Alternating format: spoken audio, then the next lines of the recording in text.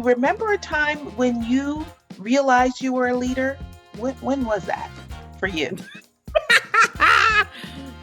Yes. I say I only laugh because, I was, very many parts of my personality were developed early. Okay. So yes. Full grown with language and opinions, dissertation already ready. Go ahead. I made sure to celebrate my mother, and when my father was alive, same. Father's Day, Mother's Day, I was like, y'all deserve a lot of gifts. Y'all deserve presents. So we're gonna make sure y'all enjoy these days. But yeah, I came out, and it's so fascinating because in sister cities, there's all different kinds of young people that we get a chance to work with. But when I see girls that are like me in that they have a lot of leadership qualities early, and how the world tries to stomp it out, right? That they're sassy or that they're bossy, and how the gender violence that comes along with just being like an outspoken person or feeling like a leader as a young girl. It can be hard. It can be hard for them. So I'm glad there's a community, Sister Cities in and of itself is that community where we encourage just girls to be themselves. So that, we encourage them to really, feel like they can express themselves fully and totally, and also learn how to rein it in so that they're not being harmful to others. Right. Right. Because that's the other side of it that's the other side. You're tough. A little you goes a long way sometimes. A long way. So understand, it's potent. Give them this much because they can't handle this much. Right. It's like I tell one of my key phrases I tell young women all the time is, I hear what you're saying, and it sounds to me like you need a journal. All these feelings, the world can't hold all of these. Some of these feelings you're gonna have to communicate with yourself with, and you can't hold them inside. It sounds like you need a journal. So you need to start a daily reflective practice that allows you to show up in a this is good advice. Yes, it is. Good advice. Okay, this is good advice. You need a journal. Yes. You can't just spew your stuff all over the world every day. So give us a journal, the age group for this sister city, and what's the day like?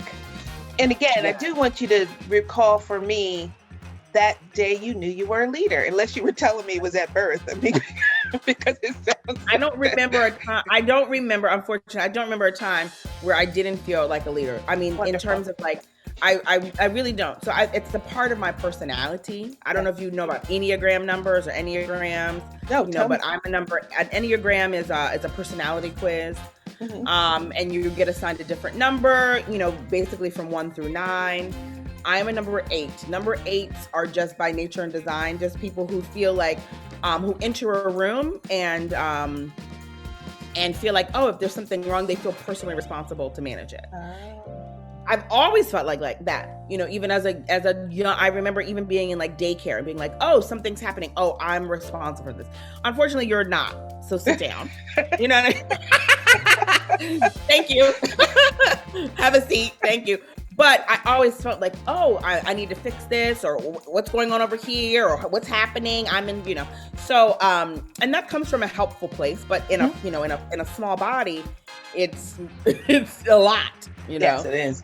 It's a lot. So, but I think those kind of folks make great stewards with young people because we are able to really help those kids who have that same kind of personality. So I always felt like a leader, and I think my friends also would attest to that. The friends that I grew up with would attest to that and as well, and say, yeah, Alysia always was a leader. Like we always looked to her to say, okay, great. Well, what should we do? How's this going to go? Or if I start saying, okay, look, this is what's happening. Oh, okay, well, go ahead. So I always felt like a leader. A sense of agency is what you're talking about. And where does that come from for you? Do you think your family dynamics? Did you travel? Move a lot? Did you move? No, thank goodness there's no other 8s in my family. I really do think it's just an inherited person. Someone had it before, but the Enneagram teaches us, if you believe in Enneagrams, the Enneagram teaches us that we are born with these personalities. I mean, some people, they may not develop, right? Because life experiences shape us, but that we're born with these personalities. Thank goodness for me, no one else in my family is an 8. I think a family full of 8 sounds like a recipe for a talk show. A reality show. That's what it is. It does. It sounds like a very. But I do see 8s. I do see the 8 showing up in my niece. One of the stories I remember most about a class I took about Enneagram was a woman talking, because people often talk about the leadership pieces of an 8, but it's really about the supreme nature of caring that an 8 has, right? And that they also feel like they can manage the burdens. So our teacher was telling us that her granddaughter is an 8. She's about 8 years old too. And the teacher, mother died.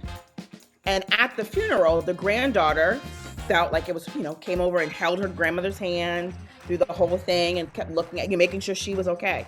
That's not normal 8-year-old behavior, but that is normal 8 behavior. To be like, oh, this is my person who I feel devoted to. I'm also a Taurus, which only makes my 8 double down, okay? So that doesn't help. But what I've learned over time about leadership and the way my leadership has shifted is that my leadership has become not about telling people what to do or not about feeling like I have the solution, but about listening and building consensus amongst others to move an entire situation from one place to the next. Really learning about the value of collaboration. And I learned about that through music making. Without music, I'm sure maybe I would have found it some other way, but the way I found it was through music.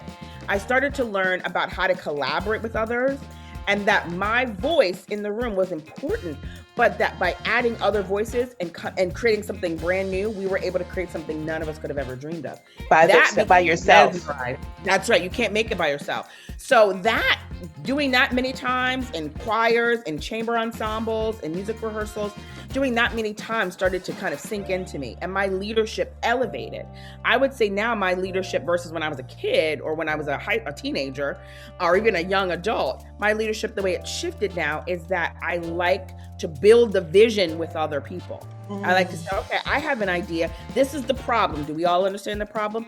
This is my idea. Well, what do you think? How can we take the idea that I have and toss it out or bring something else? But to really think of leadership as cultivating space for change instead of thinking of it as y'all follow me. And that kind of leadership is really 21st century leadership. It's elevated leadership in that it meets the needs of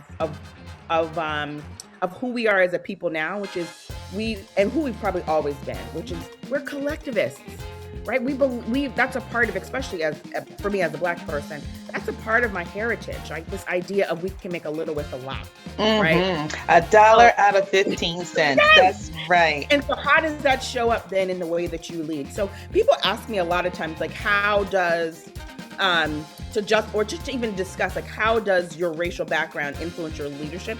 This is for me, I can speak from my experience. This is for me one way, because I do think that part of being a Black person is about valuing community in different ways, in a different way than we see as like, I would say the mainstream American model of valuing community, which values individualism, right?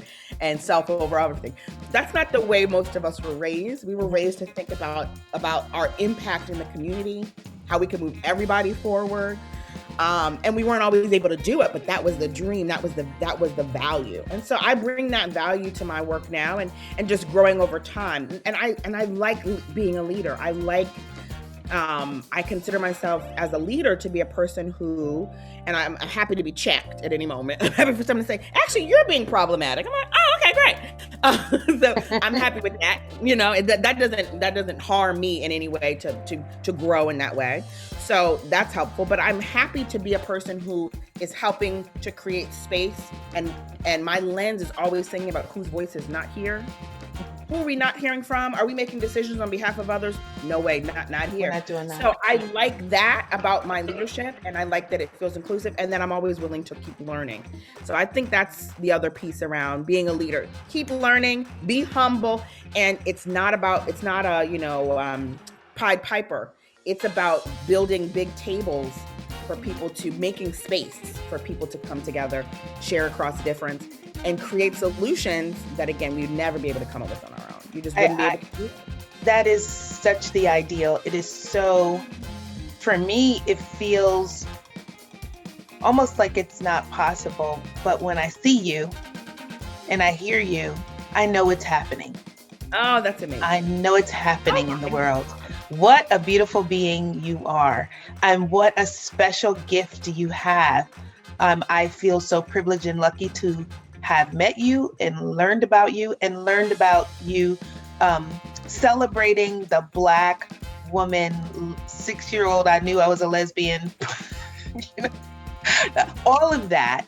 And it gives me great pleasure to have a publication that is showcasing you along with every other various type of person that also shows up as a leader. I really want to bottle whatever it is that they were giving you when you were young to see if we can spread some around and put a label on it and go ahead and sell it, because it's just magical how you are able to articulate these things that some people struggle to communicate. It's so free with you. I'm sure there must be books to be written. I wonder what it must be like to be in girls' sister cities as a young person. What age group are we talking about for the So we have girls from 1st grade through 12th grade. Wow. And at one time when we first started, we were very small, right? So I taught all the choirs, but now we've grown. We've got a team of 7, again, badass, incredible youth leaders who lead choirs too. So now I teach the oldest group. And many of those kids in the oldest group, I've been teaching since they were in kindergarten.